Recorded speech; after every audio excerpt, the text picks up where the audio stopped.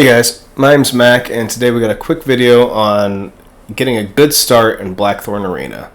Now, I'm loving the hell out of Blackthorn Arena. I think it's a great game. I've spent a ton of time on it, enjoyed it, but when you're first starting out, it can be a little tricky and there's not a lot of guides out there. So, one of the biggest problems you have with your new games when you start is that you start with two random gladiators that have totally random stats, and they can be absolute garbage. They can be so bad they both get killed in the first fight, and you have a lot of trouble going forward. Well, the solution to that is this little hidden in plain sight colorblind test green button. It says select initial slaves. Really easy to miss. On mine, you see that I've got Tarj and Hawkeye and Conan. Now you can only select two because you can't have 16 starting gladiators, but you can get two really good gladiators to start out with here. Where did I populate that list? Well, I populated it off the main menu right here in this button that says Role Library. What the Role Library is just a character generator. It's poorly labeled, it doesn't tell you exactly what it does, but it's a character generator. We're going to go ahead and hit create here. Now, regardless of what you do with your other toon, one of the two characters that you create, first game, you're starting out, you're struggling a little bit as a beginner, the first character you should start is a tank, because it's really hard to find a really good optimal tank.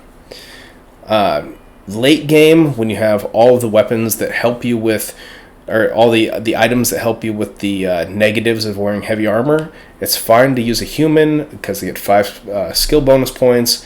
They are the mid-max end game best tanks. But early game, when you have just garbage gear, dwarves, that's where it's at. They wear their heavy armor better, so they have less of a penalty, and when their damage is, or when their health is below 50, they heal, like automatically. They get a renewal, so that's good. For class, we're going to want to go ahead and select Defender and Commander here. For our stats, our absolute perfect roll would be 10 Endurance, 6 Intelligence, 6 Willpower, and then up to 3 more points scattered between Strength, Agility, and Precision.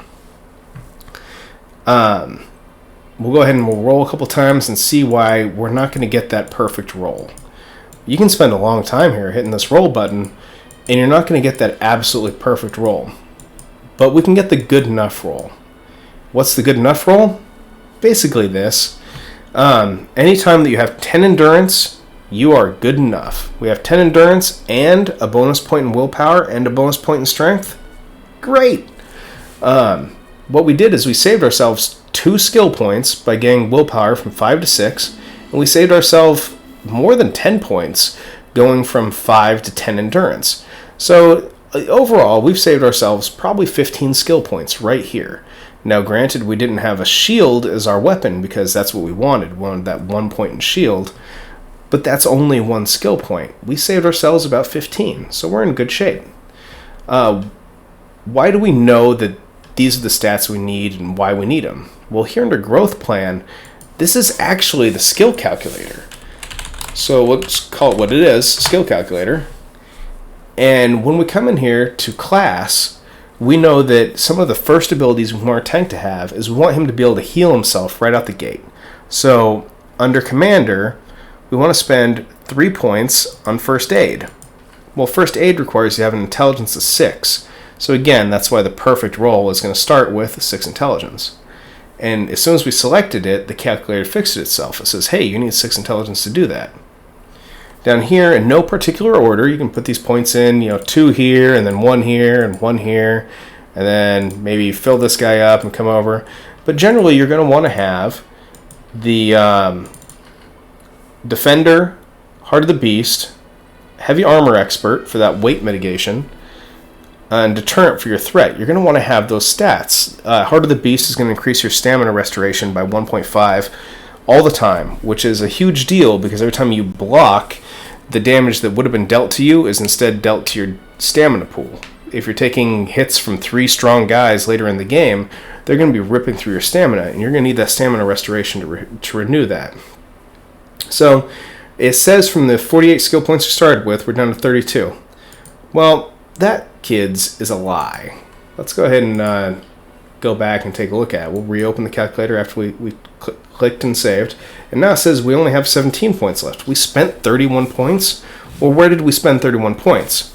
Well, now it's calculating how many points came off of endurance, intelligence, and willpower to get up there. Like I said before, it was 2 points to go from 5 to 6 here, 2 points to go here, and about 15 points here. So it was about 19 points there.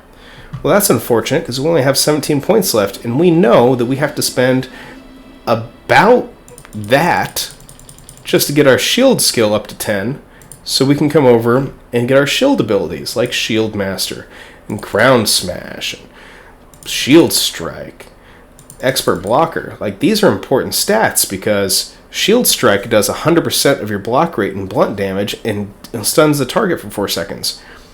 If you have 100% block rate, then you just hit somebody for 100 when you block, and then you stun them for 4 seconds. That's a huge move.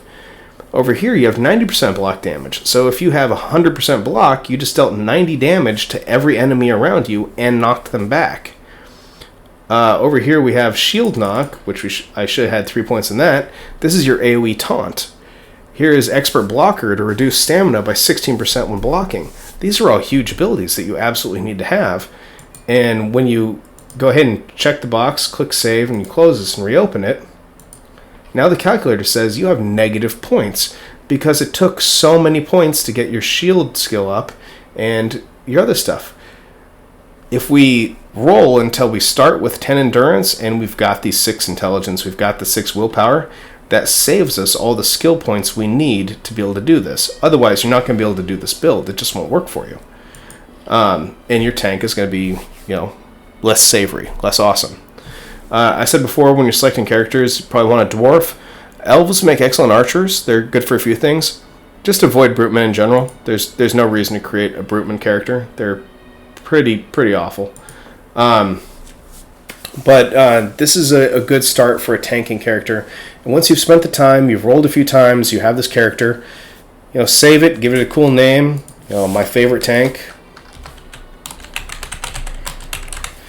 And now, every time you start a new game, you've got your favorite tank to start with. This 5 minutes you spend here to create this guy is going to help you in your next game, and the game after that, and the game after that. So I hope this advice is helpful to you. I hope that it helps your early game. But more importantly, I hope you're enjoying whatever game you are playing. Thank you guys for coming out today, and we'll catch you guys next time. Have a good day.